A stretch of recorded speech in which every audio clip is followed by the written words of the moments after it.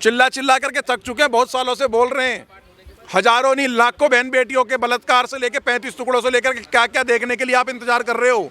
सारा का सारा हिंदू समाज मस्त है, मगन है अपने जमीन जायदाद। हिंदू को ये तो पता कि मेरे को अपने घर में सफेदी करवानी है, अब पुट्टी करवानी है, ऑफिस में फोर सीलिंग करवानी है, या अगली गर्मी में मैंने ऐसी चेंज करवाना है। लेकिन ये नहीं पता कि मोहल्ले की कितनी बेटियां जिहाद से बचानी है कि नहीं बचानी है। लव जिहाद एक लव जिहाद ही नहीं है, एक मिशन है।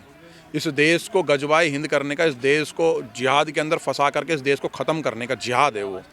आपने देखा होगा कुछ टाइम पहले अभी पता लगा है कि साउथ के अंदर कितने हजार बच्चे जो भारत के किस किस राज्यों से गरीब तबके के गायब हुए।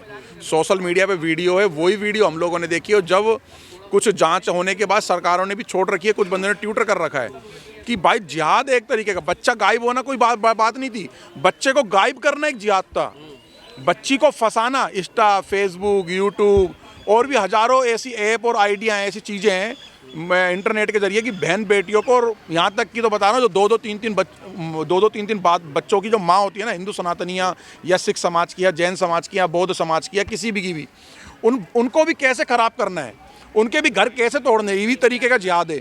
ऐसे 200 तरीके के जिहाद है। जिस जिहाद के कानून बनाने के लिए आज़ाद विनोद भाई दिल्ली एनसीआर में पूरा मेहनत कर रहे हैं और प्रयास कर रहे हैं। आज जिस प्रकार से दिल्ली के अंदर हमारी बहन बेटियों का धर्मांतरण कराया जा रहा है, हमारी जनसंख्या को लगातार नीचे करके अपनी जनसंख्या बढ़ाकर इस देश पे कब्जा करने का जो षड्यंत्र है, जिसको हमने लव जिहाद के नाम से जाना है और सारे मीडियाओं में भी लव जिहाद का नाम है, हम चाहते हैं उस लव जिहाद पे दिल्ली के अंदर सख्त से सख्त कानून बने और सख्त से सख्त कानून बनने के साथ साथ हमारी बहन बेटियों की सुरक्षा लव जिहाद के षड्यंत्र से भी की जाए। इसकी अब जरूरत क्यों पड़ गई? अब नहीं, इसकी जरूरत तो शुरू से ही थी, लेकिन अब सरकार भारतीय जनता पार्टी की और जिस प्रकार से उन्होंने और राज्यों में भी बना रखा है कानून, हम चाहते हैं दिल्ली के अंदर भी वो सख्त कानून बनाए। तो उसके बावजूद भी हो रही है क्यों? क्या चीज़? बीजेपी की सरकार है, उसके बावजूद भी हो रही है लव जिहाद।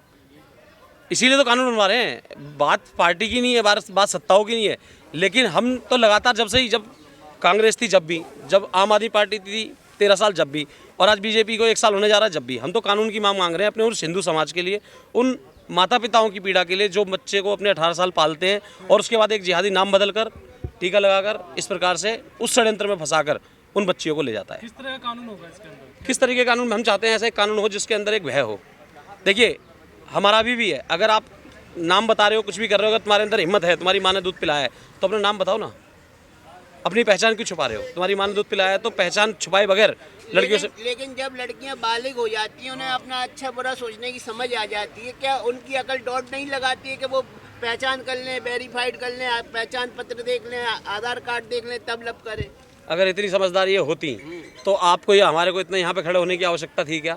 हाँ, ठीक है, हम इसीलिए तो चाहते हैं कि एक कानून की, अभी ये संवैधानिक मांग है और इस संवैधानिक मांग को हम सब जने चाहते हैं कि तरीके से आए, क्योंकि दिल्ली की मुख्यमंत्री खुद एक महिला है, रेखा गुप्ता, और भारतीय जनता पार्टी ने कई राज्यों में कानून भी बना रखा है। तो हम इसीलिए चाहते हैं कि दिल्ली के अंदर भी एक कानून सख्त से सख्त बनाया जाए और जो ये डेमोग्राफी चेंज करने का जो एक षड्यंत्र किया जा रहा है लव जिहाद के माध्यम से, जो जनसंख्या बढ़ाने के माध्यम से और हिंदुओं की जनसंख्या घटाने के माध्यम से, उस षड्यंत्र को भी विफल किया जा सके। भाजपा के अंदर ही कई ऐसे नेता हैं जिनकी बेटियां मुस्लिम लीडरशिप में हैं, उनकी घर पर है।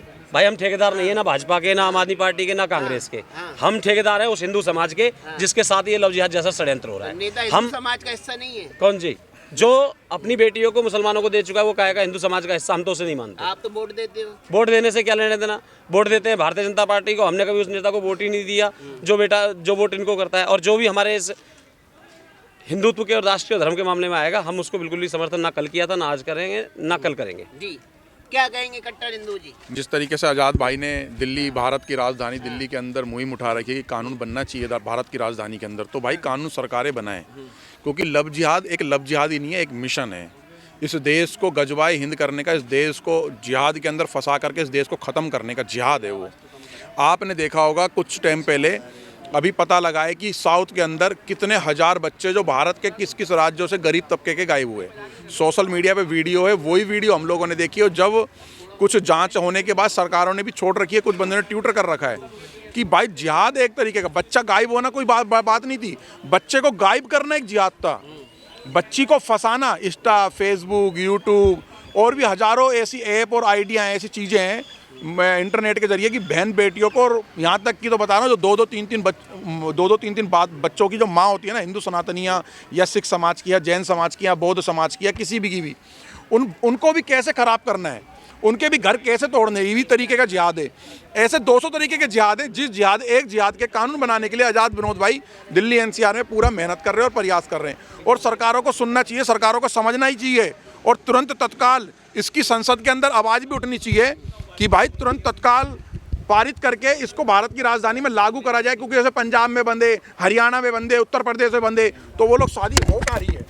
आप बताओ ना, शादी कर कैसे रहे। एक वकील यहाँ पर होता है अरेंज इनका, वो वकील भी जिहादी होता है भाई साहब, हमने जिहादी वकील भी देखा है। उनको रेंट पे कमरा दिला दे रहा है, लेकिन वो रह नहीं रहे, लड़का लड़की अपने घर पे ही है। लड़के ने नैरेटिव में फंसा करके लड़की को अपने घर, उसी के घर पे छोड़ रखा है, लेकिन एक कमरा यहाँ दिला दिया और उसका कमरे का एग्रीमेंट चल रहा है, ठीक है। और जैसे ही वो 3-4 महीने होते हैं, उसके बाद वो कोर्ट में पेश करते हैं 4 महीने से साथ में रह रहे हैं। ये देखो, ये रहा इनका रेंट एग्रीमेंट। ऐसा भी जिहाद चल रहा है, जो जिहाद सामने निकल करके आया है।